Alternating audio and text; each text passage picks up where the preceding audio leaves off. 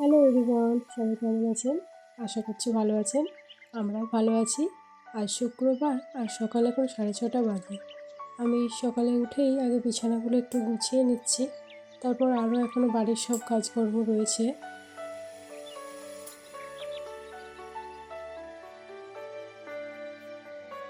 ছাদ দিয়ে নিচ্ছি দুয়ারটা, আর তারপরে এই যে বাইরটা একটু ঝাঁটিয়ে নিচ্ছি। রুমগুলোও ঝাঁটানো হয়ে গেছে। চারিদিকে ঝাঁটানো হয়ে গেছে। চলে এসেছি রান্নাঘরে। আজকে আমি খাবার জন্য বানাচ্ছি বাদাম আলুর তরকারি। আর এই যে এদিকে চা নিয়ে বসে পড়েছি।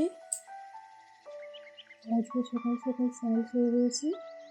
আজকে সংক্রান্তির পুজো আছে, তো অনেক কিছুই জোগাড় করতে সময় লাগবে, সেই জন্য সকাল করেই আজকে স্নানটা করে নিয়েছি।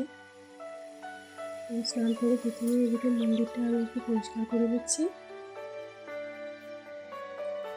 আর একে একে সব জোগাড়গুলো করে নেবো। এরপর ফুল তুলে নিয়ে চলে এসেছি, আর সংক্রান্তির জন্য যা যা লাগবে সেগুলো সব একে একে জোগাড় করে রেখে দিচ্ছি।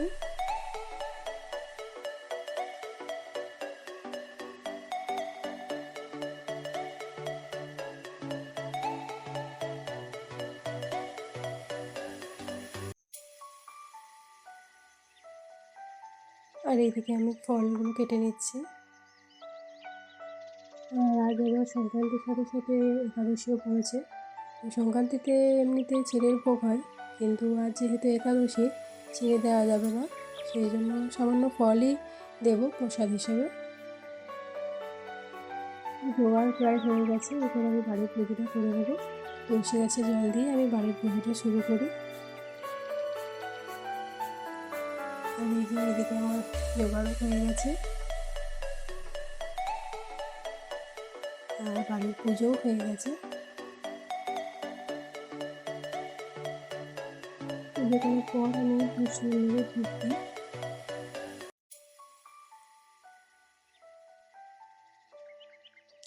পুজো হয়ে গেছে। আর এই যে বাড়িতে কয়েকটা হিঞ্চের শাক ছিল, তো ভাবলাম সেগুলোকে একটু বড়া বানাই। এই গরম গরম হিঞ্চের বড়া খেতে খুব ভালো লাগে। এই যে মুড়িতে নিয়ে বসে পড়েছি।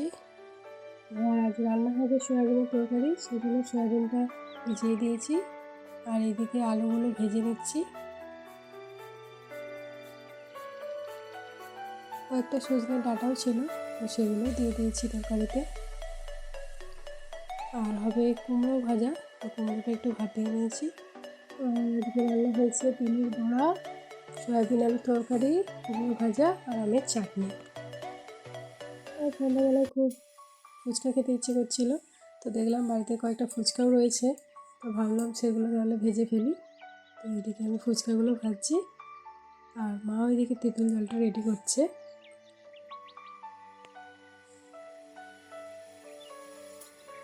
অল্প করেই ভাজছি, কারণ আজকে শুধু আমি আর মাই খাবো। এদিকে সব হয়ে গেছে ভাজা, আর এই যে এদিকে আমি আলুটা মেখে নিচ্ছি।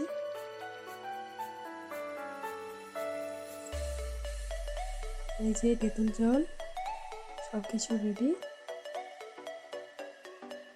আর এই যে দুটো ফুচকা একটু ভেঙে দিয়ে দিচ্ছি আলুটাতে, এটাতে আরও একটু টেস্ট হয়ে যায়।